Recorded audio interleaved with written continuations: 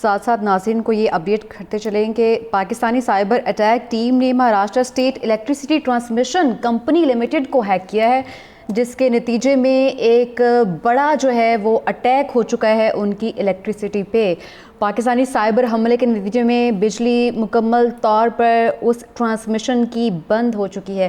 سر، اگر یہاں پر تھوڑا سا ہم بیک گراؤنڈ میں جائیں پہلگام واقعے کو لے کر، ہم نے بار بار ڈینائی کیا کہ یہ پاکستان کی جانب سے نہیں کیا گیا ہے، لیکن اس کے باوجود ہم نے دیکھا کہ جارحیت انڈیا کی بڑھتی رہی۔ کیوں اس کشیدگی کے بعد کیا نقصانات ہو سکتے ہیں؟ اس نتیجے کو مکمل طور پر نظر انداز کیوں کیا گیا بھارت کی جانب سے؟ کیا یہ مائنڈ میں نہیں رکھنا چاہیے کہ اگر ہم اٹیک کریں گے تو آگے سے بھی اٹیک آئے گا؟ دیکھیں، میں آپ کو پہلے عرض کیا کہ بھارت جو ہے وہ مس کیلکولیشنیں کر رہا تھا کہ ہم یہ کر سکتے ہیں، ہم وہ کر سکتے ہیں۔ پہلے تو یہ ایک ڈرامہ، جب یہ ڈرامہ سٹارٹ کیا گیا، اس کے جو نتائج ہے وہ پہلے سے سوچے گئے کہ یہ ڈرامہ کریں گے پہلگام والا، اس کے بعد ہم یہ کریں گے، اس کے بعد ہم یہ کریں گے، اور ان چیزوں کے ذریعے پاکستان وہ مقاصد حاصل کر لے گا۔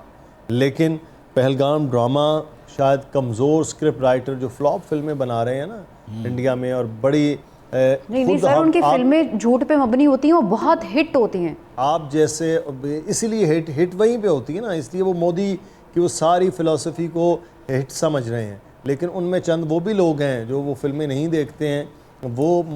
مودی کی پالیسیوں کے بھی خلاف ہو رہے ہوتے ہیں، تو وہ ہٹ فلموں میں تو ہو سکتا ہے، حقیقت میں وہ ہٹ نہیں ہو سکتا تھا عمل، اس لیے وہ مس کیلکولیشن کی گئی۔ اور آپ پہلگام ڈرامہ، اب میں کیا آپ کو پوری تفصیل بتائی جائے کہ چند منٹوں میں مقدمہ بھی ہو گیا، ذمہ دار بھی ہو گئے، خاکے بھی جاری ہو گئے، تمام تر تیاری پہلے کر رکھی تھی، لگا کہ یہ تھوڑا سا جلدی ہو گیا۔ جو ڈائریکٹر تھا اس نے شاید سب کو اس کے رول دے دیے اور سب اکٹھے رول میں آ گئے، ٹائم نہیں لیا گیا۔ اس کے بعد وہ خفت مٹانے کے لیے پاکستان پر حملہ کیا گیا، اور پاکستان کے معصوم بچوں پر، جن کے نام پر آج یہ باقاعدہ طور پر آپریشن لانچ کیا گیا، یہ میزائل لانچ کیے گئے ہیں جن کے نام پر،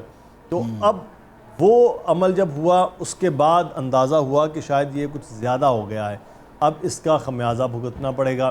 پر خمیازہ 2 رافیل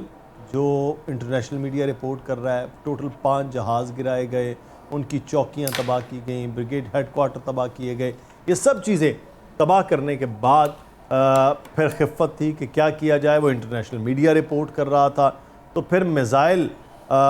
پہلے ڈرون بھیجے گئے، اور شاید یہ سمجھا گیا کہ ریکی کرنے کے بعد ہم یہ حملہ کر لیں گے، لیکن میزائل بھی دھوکہ دے گئے اسی طرح سے جس طرح سے پورا ڈرامہ تھا۔ اور جب پاکستان کی جانب سے دن کی روشنی میں فجر کے وقت وہ بھجوائے گئے ہیں میزائل، وہ اپنے نشانوں پر، اپنے اہداف پر لگے ہیں، اور سب چیزیں ہو گئیں۔ اور دوسرا جو ابھی آپ بتا بھی رہی ہیں کہ مختلف ویب سائٹس بھی ہیک ہو رہی ہیں، سائبر اٹیکس بھی ہو رہے ہیں، اور اس کے نتیجے میں وہ بجلی بھی بند ہو رہی ہے اور ڈیٹا بھی اڑ رہا ہے۔ ڈیٹا اڑنے کا تو خیر بہرحال فائدہ ہو جائے گا وہاں کے مکینوں کو، بیچاروں کو، جن کے بجلی کے بل زیادہ آئیں گے،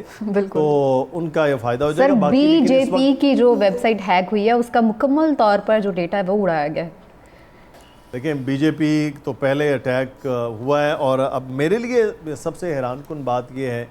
کہ آئی ٹی کا بڑا ایک ڈھنڈورا پیٹا جاتا ہے کہ سب سے زیادہ آئی ٹی پروفیشنل جو ہیں وہاں پر موجود ہے انڈیا میں، لیکن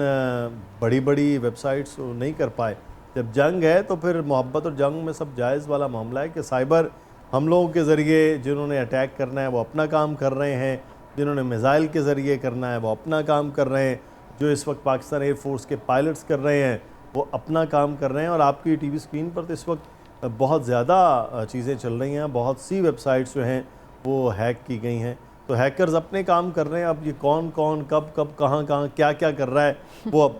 سب کے سامنے آ رہا ہے،